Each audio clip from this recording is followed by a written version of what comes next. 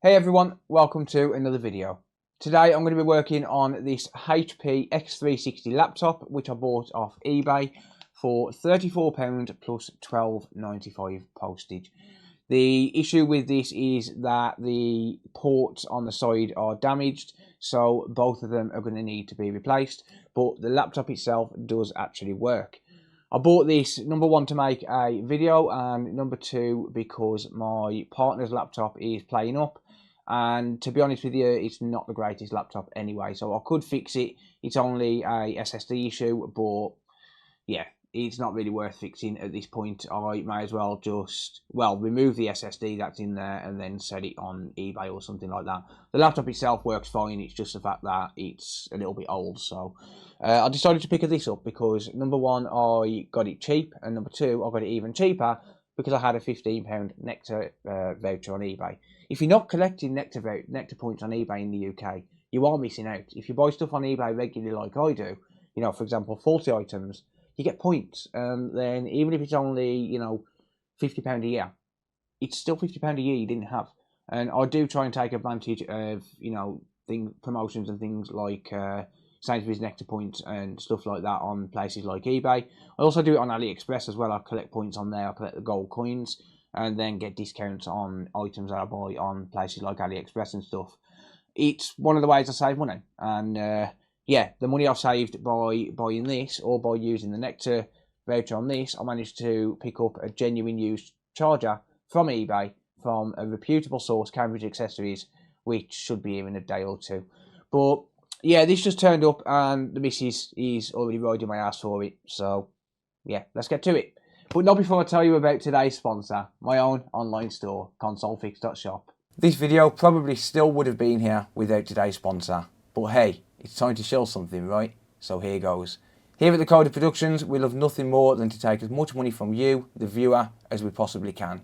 Which is why we're proud to talk to you about consolefix.shop. A great place for you to spend your hard-earned cash.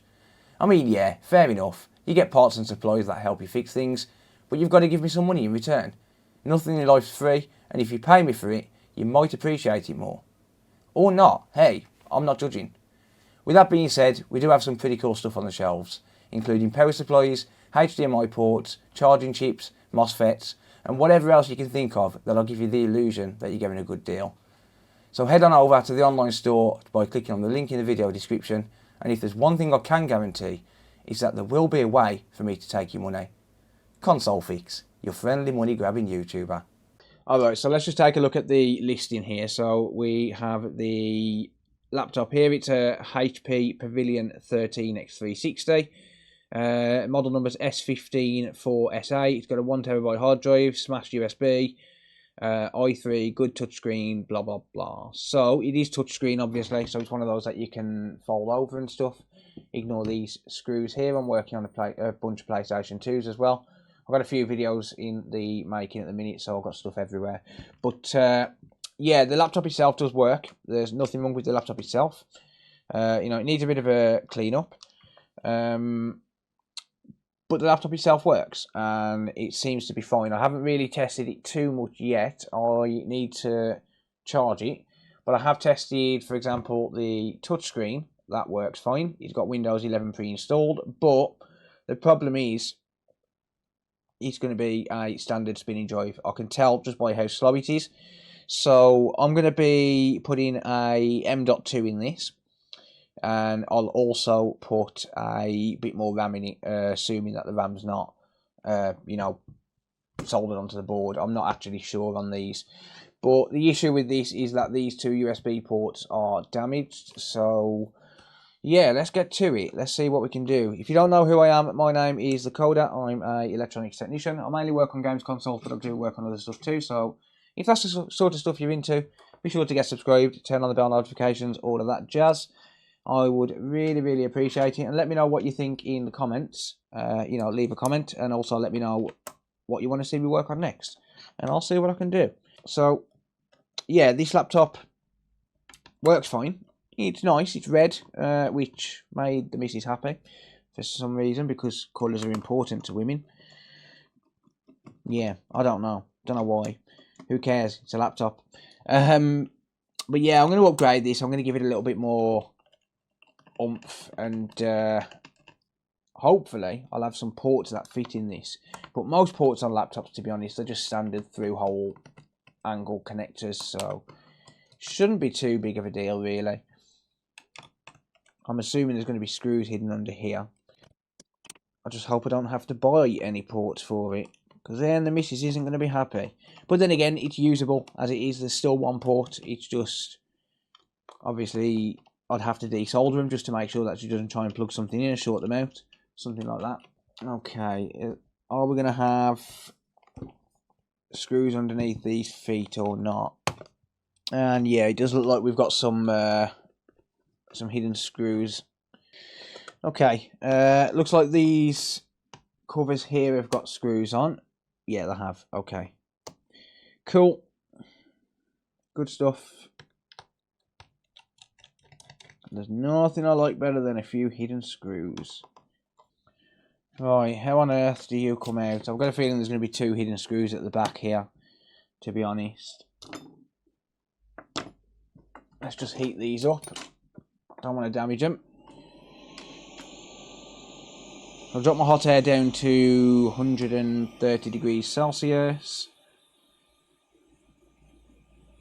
So it's not in great condition. You know, there's a few scratches, but that's all to be expected. It's not in terrible condition either. Overall, I'm pretty happy, especially for what I paid for it. It's a cheap laptop, and I've got spare parts to upgrade it. Yeah, there's hidden screws, of course there are. There we go. So 2 hidden screws at the back underneath the rubber feet. The reason I removed those with heat is because I don't want to end up damaging the feet. I want to be able to put them back on. Hate it when screws don't come out properly. That one was better. Okay, this should pop off now.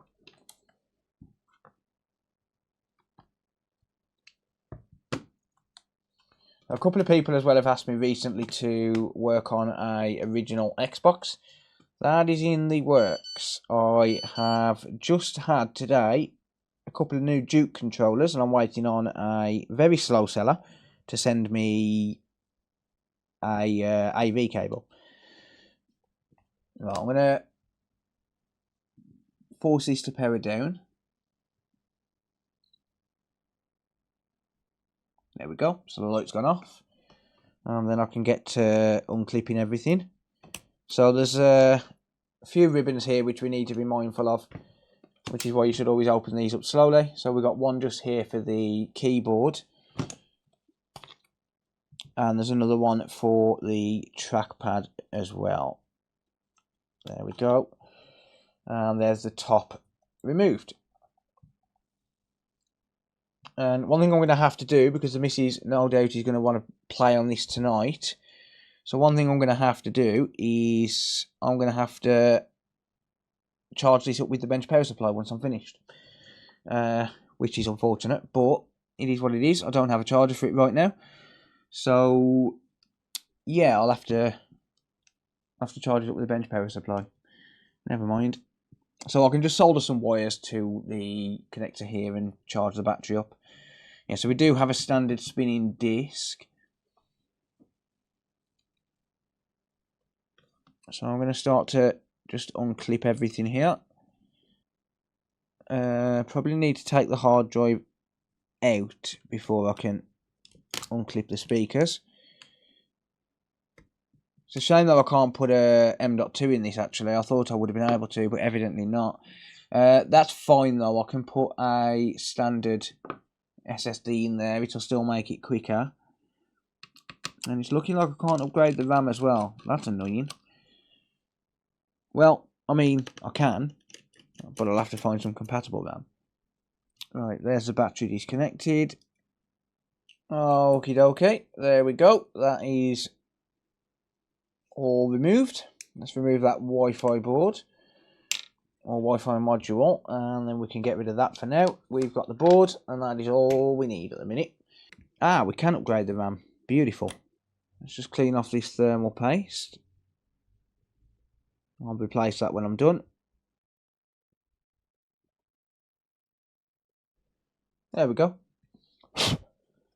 And the USB ports are just here. So these two ports are going to have to be desoldered, and then hopefully, fingers crossed, I can find some replacements. These are not actually right angle ones, but I should have some.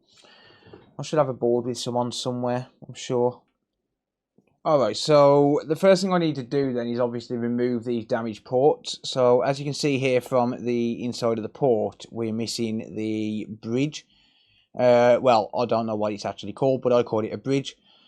Because of that, obviously, in fact, no, we're not missing a bridge, it's just pushed back. But yeah, there we go. So obviously both of those ports are damaged, so they need to be removed, and then I can install some new ports.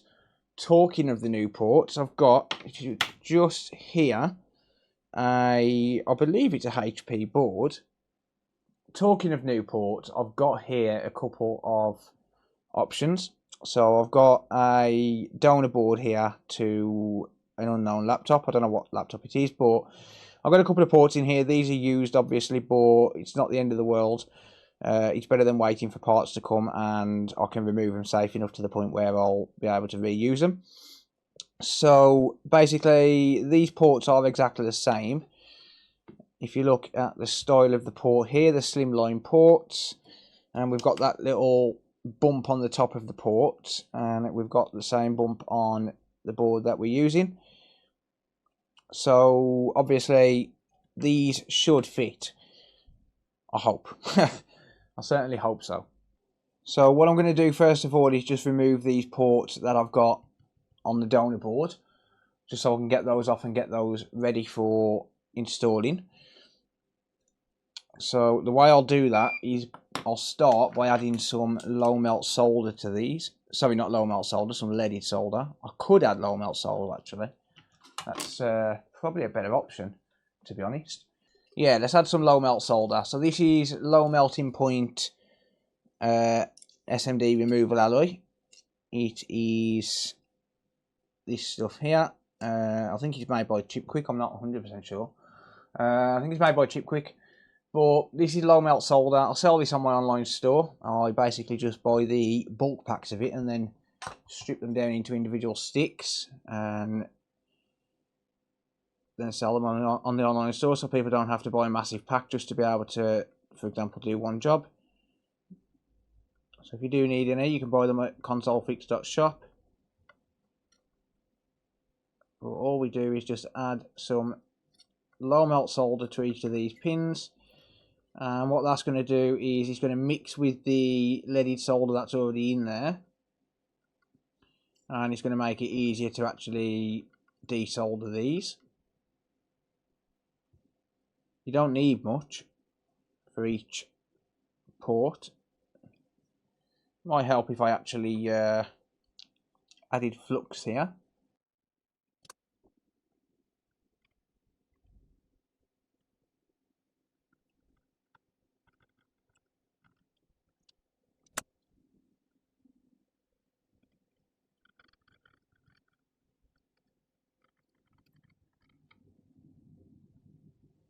There we go. So there's some low melt solder added, and then what I'll do now is I'll just hover the board over the edge of the table, and the ports should pretty much just drop out.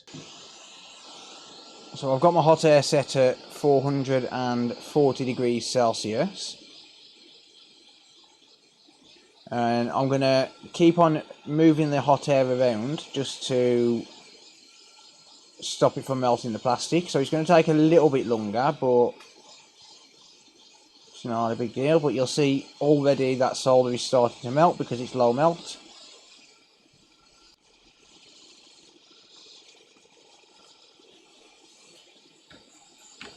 And there we go. So there's one removed.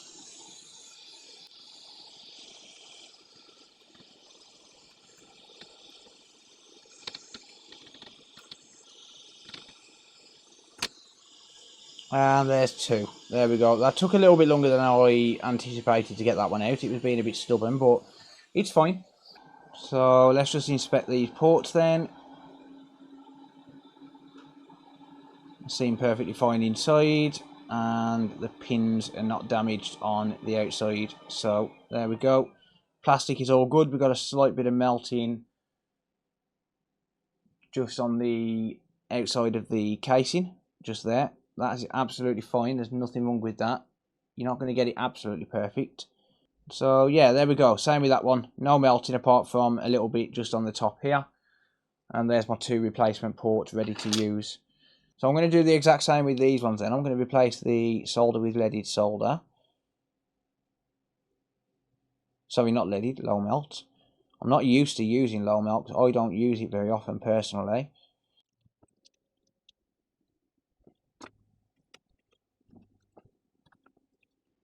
These ones, it doesn't matter if I damage the port.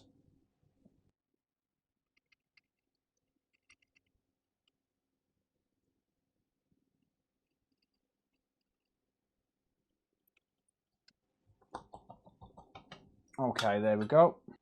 And again, same process. Heat up with the board over the edge of the table. And just get these ports removed. This time I don't really need to spread the heat out as much.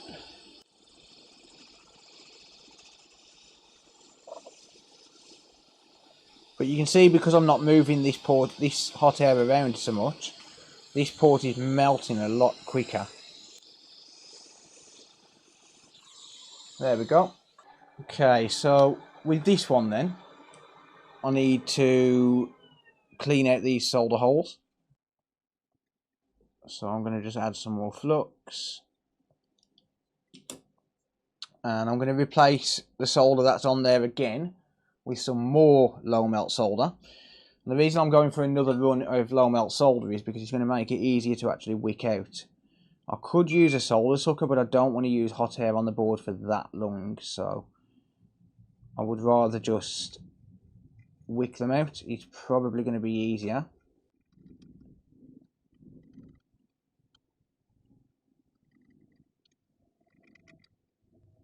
There we go. Flip the board around. Add more flux. And do the same again on this side.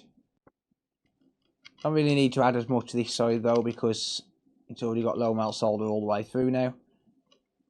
And that is probably 80% low melt solder inside these holes now, so it should be nice and simple to actually clean out. There we go, beautiful.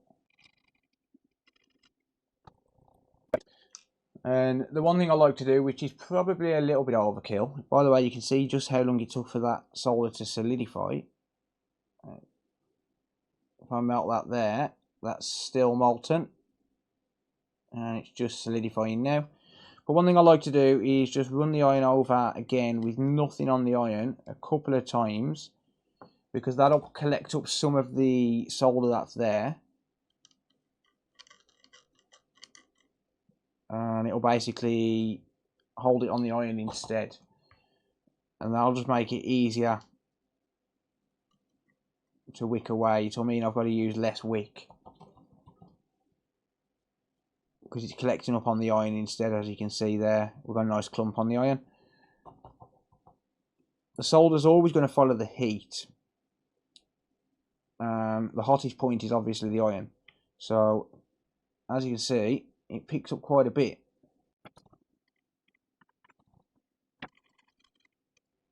Alright, that's probably enough. Let's wick it away now.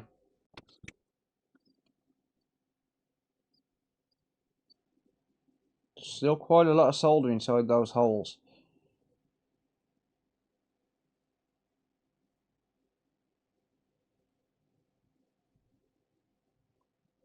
Just look at how much gets pulled up onto the wick, and it's still nowhere near enough.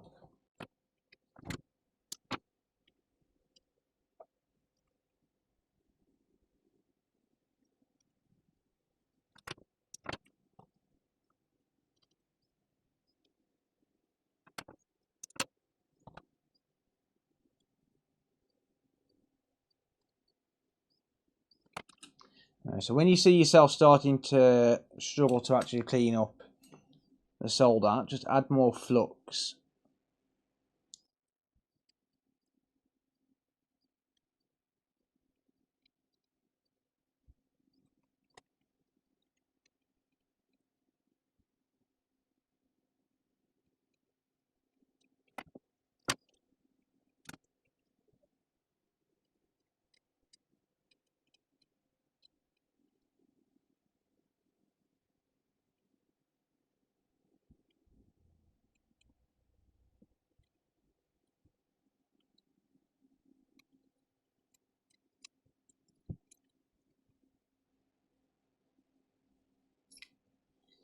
Okay, I think they're all cleaned out.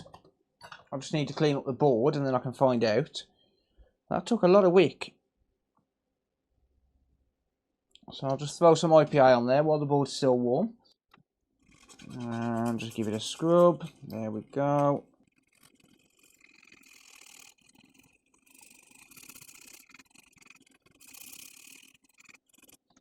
Good. Let's clean up this side.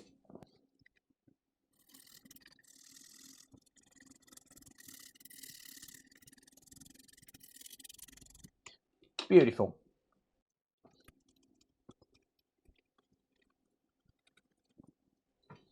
Alright, so how are those pads looking?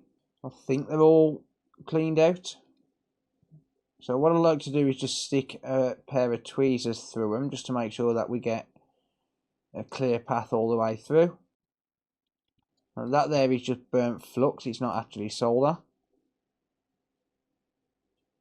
The actual pad is fine. Same as there, we've got some burnt flux. And there. But that's fine. That'll clean itself out when we apply new solder. Yeah, that's fine. Every single hole is nice and clean. So now I just need to take these new ports and just solder them into place. And it looks to me like I need to make a slight modification to these ports by the looks of it. Oh, they don't fit at all. Damn it. Oh, well, that sucks. 2,000 years later. Okay, it's been a couple of days and I unfortunately had to buy a replacement board because I couldn't find any ports to match. There's unfortunately no information that I can find for these particular USB ports and I didn't know what else to do. So I managed to pick this up for £25. This is a working motherboard actually, but the entire point of this video is to fix this one. So I'm going to have to destroy a working board just to be able to fix this board. But, you know, it is what it is. I will have a spare board, and if I can find the ports anywhere, then, you know, obviously I can get this board fully up and running again. If there's any background noise, I apologise. It is absolutely hammering it down. We've had some beautiful weather for the past few days. As you'll see, my arms are, well, for me anyway, pretty tanned. Yeah, it's been absolutely beautiful weather, and now all of a sudden it's hammering it down. So, yeah, great British weather, eh? But never mind. So, I'm going to have to remove these ports, so I'm going to do that exactly the same way that I did these ones, and that's going to be with some low melt solder and hot air. So, I've got some low melt solder here. You really don't use much of these sticks to remove a port. So, yeah, let's just get to it, shall we? Right, okay, so on this new board then, interestingly, this has had a replacement port in the past. If you look at this port here, you can see that these solder joints are shiny, whereas these ones look obviously factory. So that's going to be, I'm assuming, leaded solder on those. And also, if you look at it, the colour of the ports are different as well, and the thickness of the bridge. Well, I call it a bridge. You know, the thing in the middle that holds the port on. I don't know what the hell it's called, but yeah, very interesting. So there's actually a part number on this one, FIH180821. So I might look into that. I might see if I can find a match on those ports at a later date, so I can replace them on this one, and then, you know, I'll have a working board as a spare, because my partner's having this laptop and she always breaks them. So yeah, there is that. But anyway, on to the task at hand. Let's replace this with some low melt solder. It's crazy how this has actually had a replacement port in the past. The one board I buy online, it does kind of suck that I've ended up having to buy a board for this, but it is what it is. I bought this laptop for the sake of a video, and my goodness, I'm going to get a video out of it.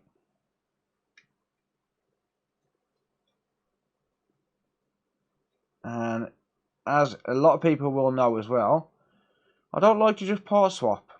So that means I don't like to just replace the board.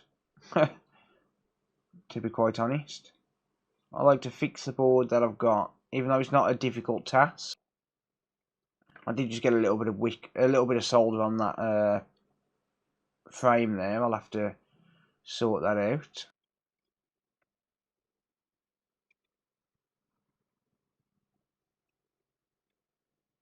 Just making sure I get that solder all the way through. And now I'll just use hot air to remove them. So yeah, again, I know I'm destroying a board for this. I'm not happy about it either. So I'm actually going to put a nozzle on for this.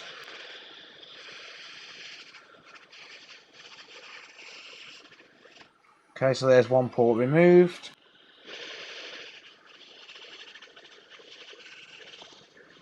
And there's 2 ports removed. Okay, that port looks beautiful.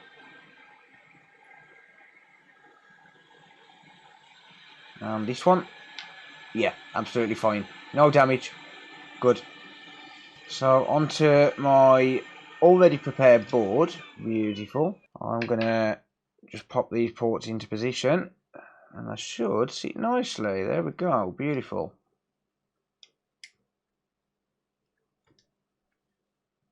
So the one thing we've got to remember here is that we've got solder still on these ports.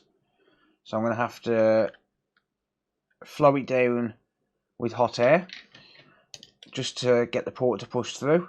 I could sit there and wick it off, but honestly it's quicker to just flow it down with hot air.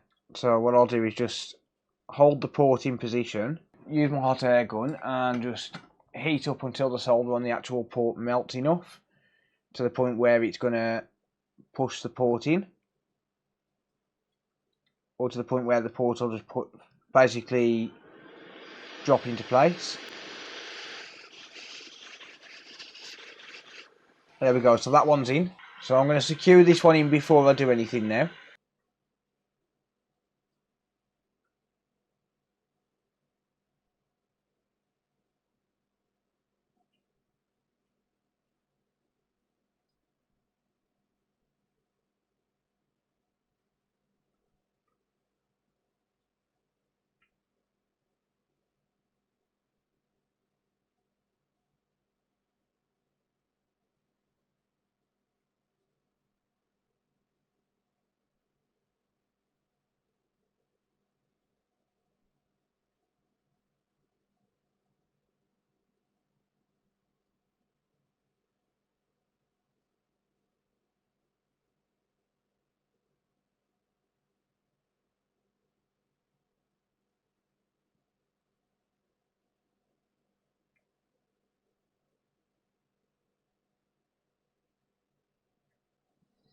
Okay, there we go. So that one's in.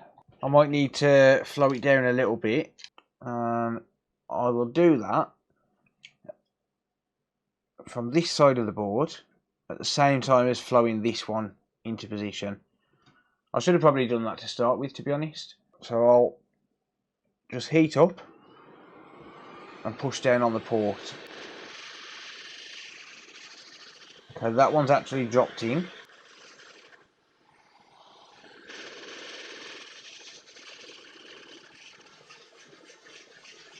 And so is that one there. Just give those an inspection, make sure they're not damaged. And they're not. So now I can solder this second port in fully.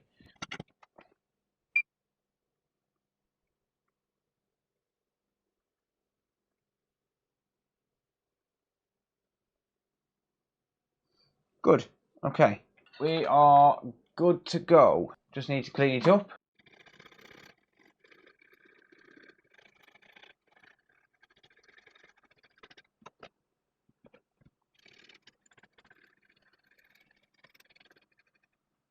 Awesome.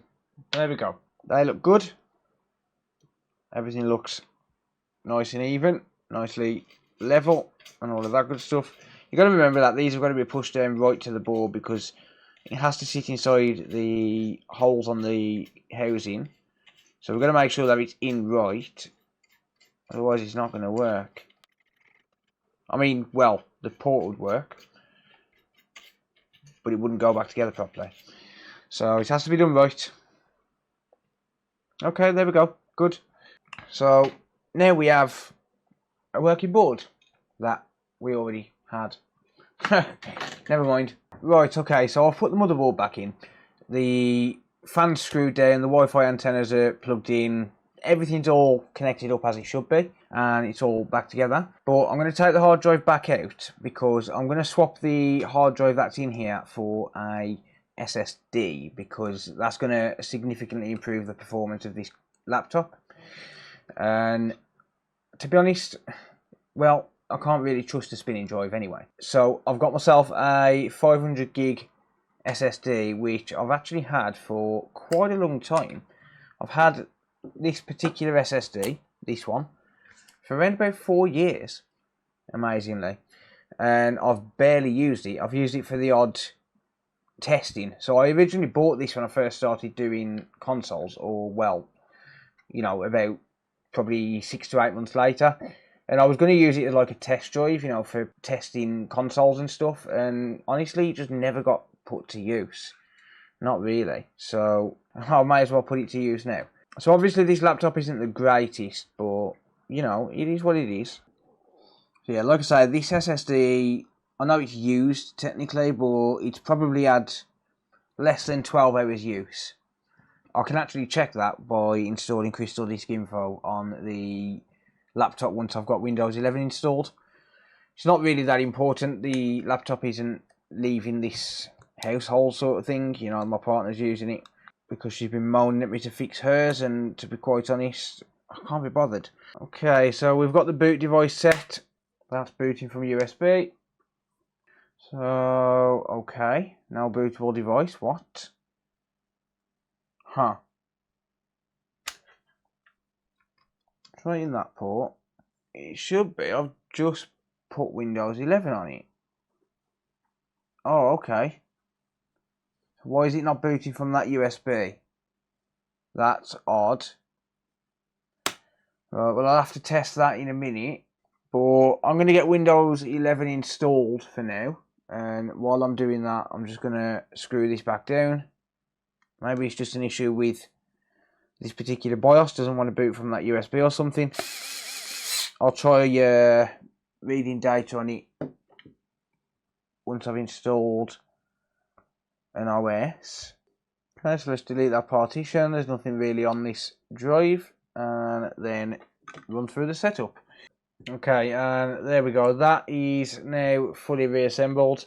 I really am hoping that it just doesn't like booting from that USB or something, and that the USB actually works. I hope it's not a case where that port is faulty. But we'll see in about 10 minutes, I guess. Okie dokie, there we go. So that's done. Windows 11 is installed, and I've logged into my account because, well, Microsoft forced arbitration. There you go, whatever. Okay, so what is going on with that USB? Is it working? I think it is. Oi, what are you doing? It's just picked up. There might be some flux in that port. It's picking up.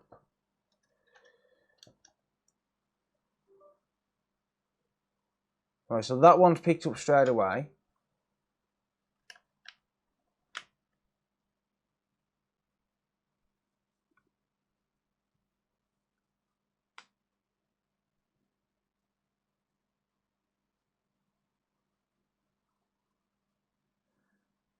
I wonder if it's flux in the port.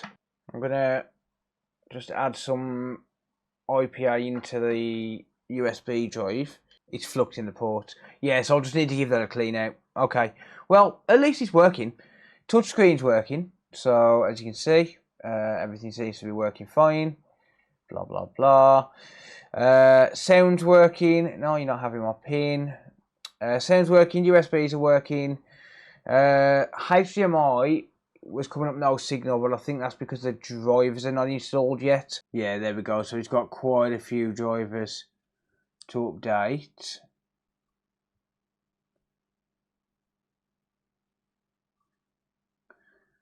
Yeah, so I'll double check. I mean, the video's going on for quite some time here now, so I'll double check the HDMI on the TV in the house, because actually I can test it on my TV here, to be fair. Let's just have a look. So my TV's turned on. It is showing us no signal at the moment.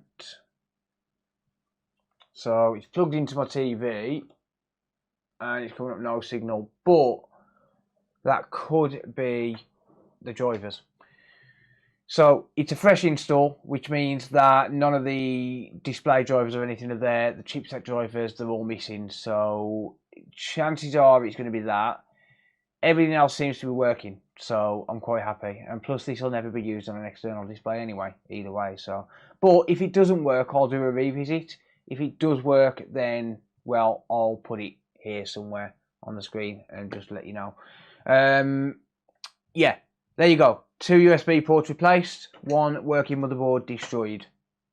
Well, it wouldn't be a coder video if we didn't fix and break something at the same time in one video. That's going to be it for now. Thank you very much for watching. I do really appreciate it. If you do have any comments or questions, leave them down in the comment section down below. I'll always do my best to answer. I do always read the comments. I don't always get to reply to them all. So just be reassured that I am reading comments, even if I'm not replying to every one of them. I can't sit there and reply to absolutely every comment because I'll be there all day. So yeah, it's a win. I'll take it. Let me know what you want to see next, and I'll do my best to cater to it if I can. I do recall someone said that they want to see me work on a Sega Mega Drive, which I'm going to try and get to, a Dreamcast, which I've just bought all of the cables for, an original Xbox, which I've just bought all of the cables for. That's 3 different people who I'm going to be doing some videos for, or rather based on their request. So yeah, let me know what you want to see and I'll do my best to cater to it. Thank you very much for watching. I really do appreciate it. Take care everyone, and I'll see you all in the next video. Bye for now. I'm trying my hardest not to yawn. Bye.